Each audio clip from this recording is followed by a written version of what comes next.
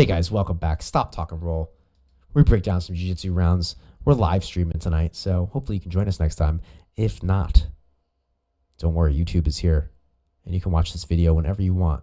Morning, noon, night, while you're eating breakfast, coffee in the morning, lunchtime, slacking off at work. I don't know, whenever you want to do it. Today, we have myself in the black gi and Will in the black gi. I think that I gotta start wearing a different color gi when I do this. Wow, that was a quick transition. I don't know what happened there with the camera. So right in, we were just talking about this. Hopefully you're watching these in sequential order. Oh, I have no idea what order I've recorded these in. Notice that I was talking about this with Melanie just now with the angles, right? So when you're playing butterfly guard, so let's say like we're facing this direction, okay? And this is our hips or our butt, okay? Our legs are pointed out this way. Generally, you want to be in, creating an acute angle. So my head's over there. So I'm leaning forward a little bit. Oh, I'm drawing this behind my head. Awkward. Okay, let's do it over here. So we'll still say we're going this way, right? So our opponent's over here. So our hips are here. Legs are straight. And I'm creating an acute angle with my body.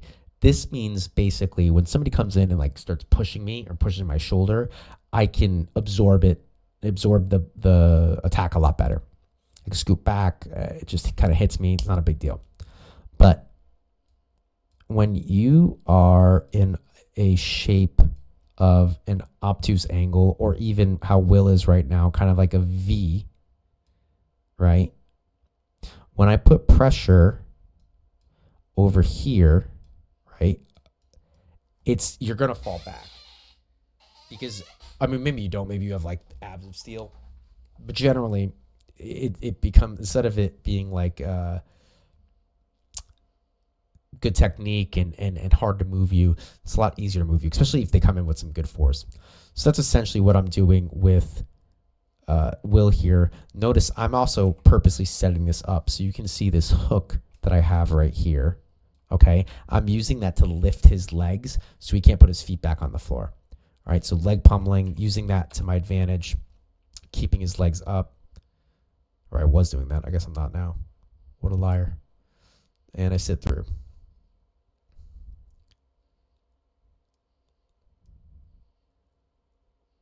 Driving me forward. Trying to hit a Darce, it looks like. Oh, I think I like made up a submission here. I'm sure I didn't make it up. I'm sure somebody's done it before, but I think I have his. Yeah, I have his. So I grabbed his.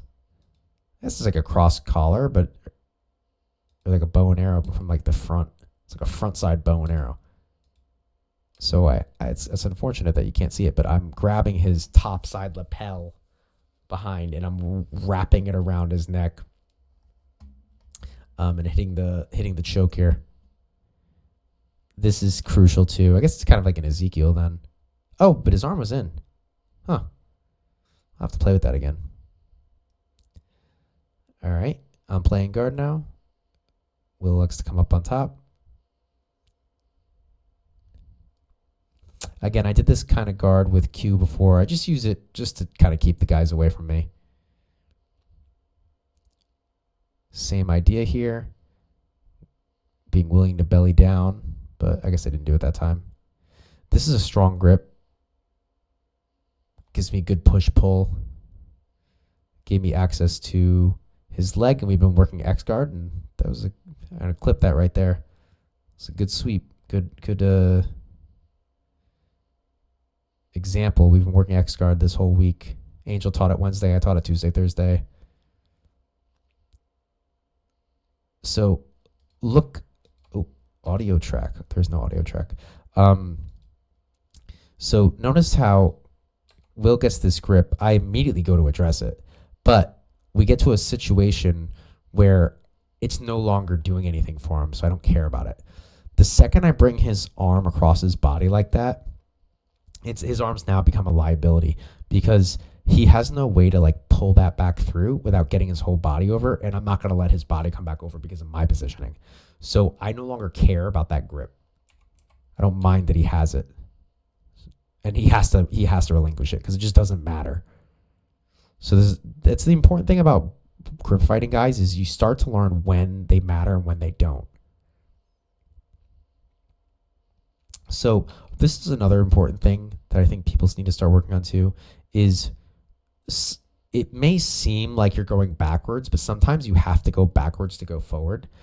And I hate that. I hate that that's the mindset, because it's not even backwards. It's like, this is where I need to go. I mean, if you're doing a maze and the exit is here, right? Like, right, let's say like the exit to the maze is here, and you worked your way through the maze and somehow you ended up,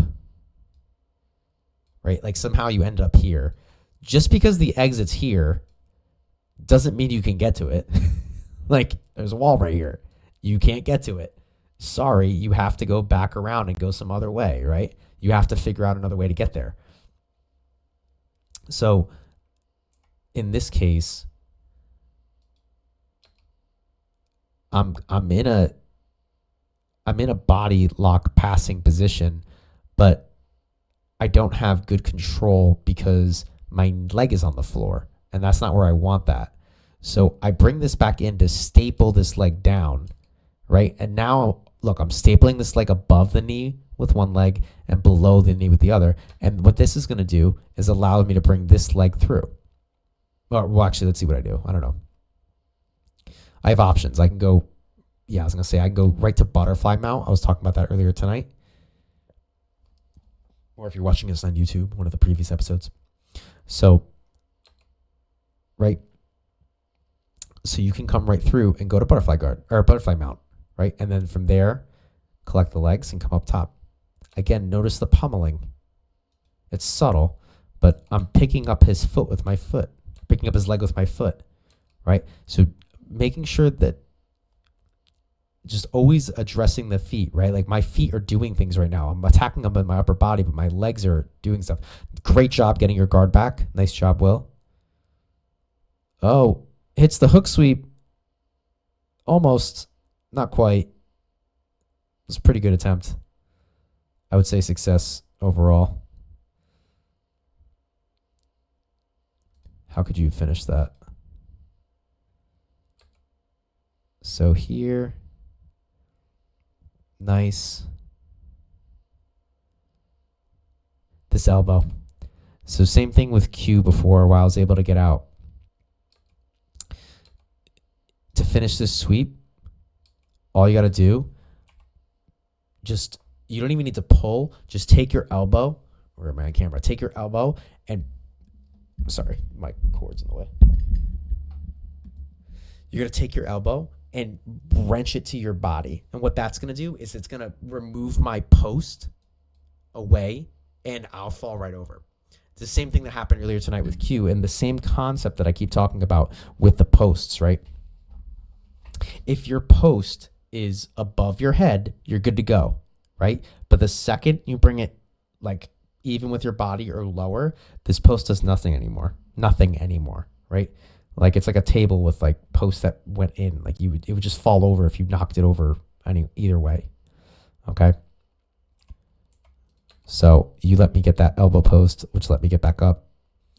But this was stupid. I don't know why I put my leg there or my arm there like that. But you capitalized on it, so power to you.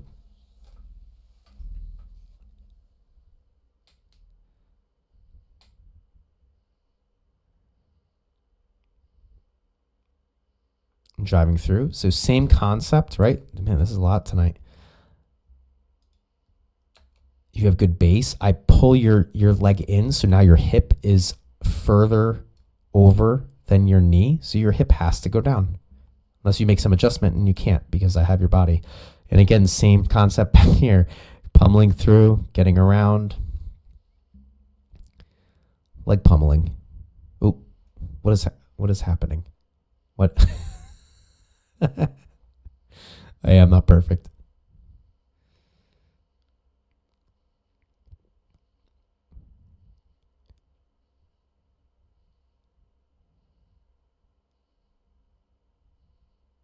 think I'm trying to get my arm free.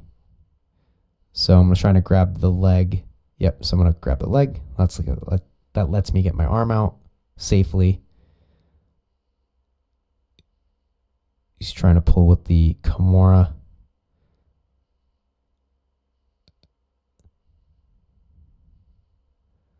Sit right through. Ooh. So that's the other variation I was talking about. Sometimes when you have the hooks, the butterfly guard, just push them right over, right? And if they push back into you heavy, you take them this way. It's a simple push pull, but it works really well. It's good to use.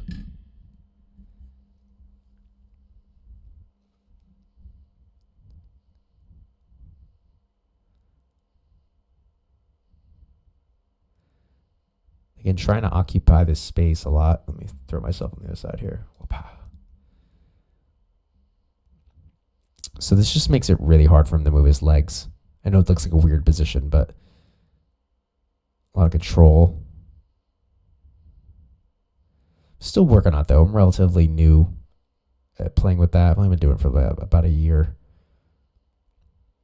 I was trying to get him into like a cradle here. Just trying new things.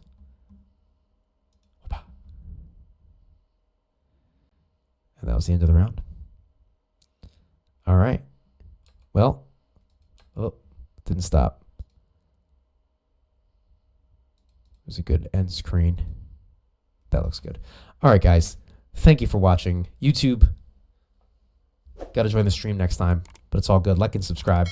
I'll see you guys soon. If you want to be in the show, check out the description below. Get your stuff on here. All right. Check you later. Bye.